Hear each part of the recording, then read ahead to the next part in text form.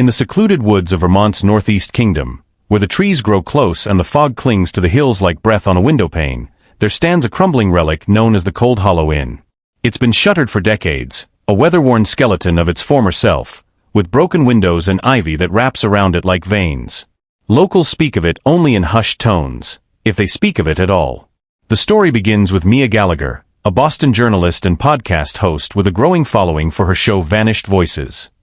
She investigated unsolved disappearances and haunted locations, blending investigative journalism with storytelling. Her latest tip came from an anonymous email. 4 people went missing at Cold Hollow Inn in 1978. It was buried. But the place is still breathing. You want a real story? Go there. Alone. And Mia did. Armed with her recorder, flashlight, and too much curiosity, she drove into the mountains, arriving at dusk. The road narrowed until her tires crunched over gravel, and the inn revealed itself from behind a wall of evergreens, looming gray, almost waiting. She parked, set up a few perimeter lights on tripods, and began recording. Cold Hollow Inn, she said into her mic, a forgotten ruin where something or someone snuffed out 4 lives and left behind only silence. Tonight, I find out what happened. The main entrance creaked open with an eerie ease. Inside, the floor was layered in dust, and a musty staleness clung to the air like rot. But strangely, a faint scent of lavender lingered underneath, fresh, recent, impossible. Mia whispered into her recorder. Room keys still hang behind the counter. Numbered brass tags. Room 6 is missing. She explored, narrating everything. The dining room still had silverware on the tables, as if waiting for guests who never arrived. Chairs sat crooked, a tea set lay shattered in one corner, and on the far wall, a crooked painting of the inn, newer than it should have been. At the top of the stairs, she noticed it, Room 6. The door looked newer than the others, as if it had been replaced. No dust on the handle. Her pulse quickened. She tried the knob. Locked. Then behind her, a soft click. She spun. Nothing. She turned back. The door was ajar. Heart hammering, she pushed it open. The room was clean. Bed made, lamp glowing faintly despite no power in the building. A journal sat on the nightstand, open to a page that read, "She comes when the lights go out." Mia backed away, breath ragged. "Who's she?" she whispered. "Who wrote this?" Then the lamp flickered, and died.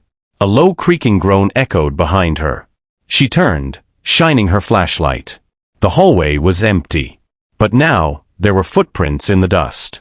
Bare. Small. Wet. She followed them downstairs, narrating in a whisper. "They lead into the cellar.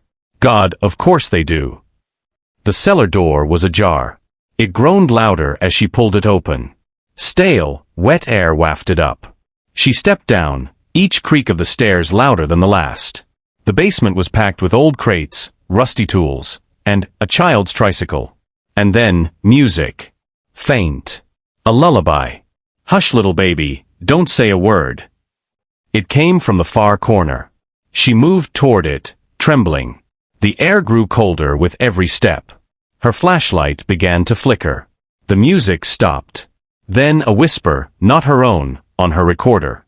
"You shouldn't have come." Mia bolted up the stairs, slamming the door. But when she turned, the inn had changed. The dust was gone. Lights glowed warm from sconces.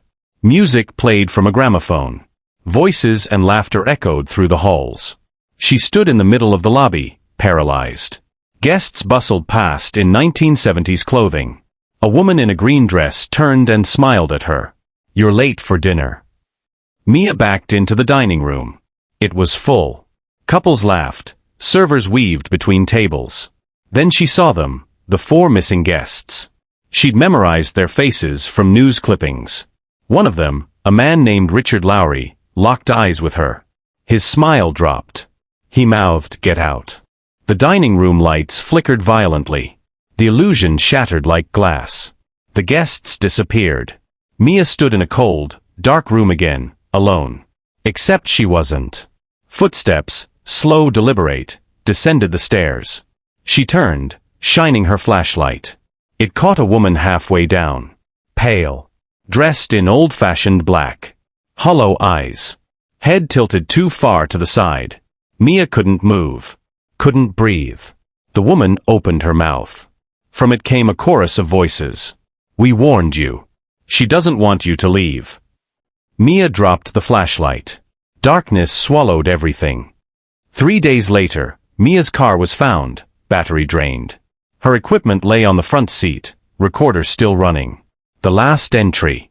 I see them. All of them. I think I'm part of it now. Police entered the inn.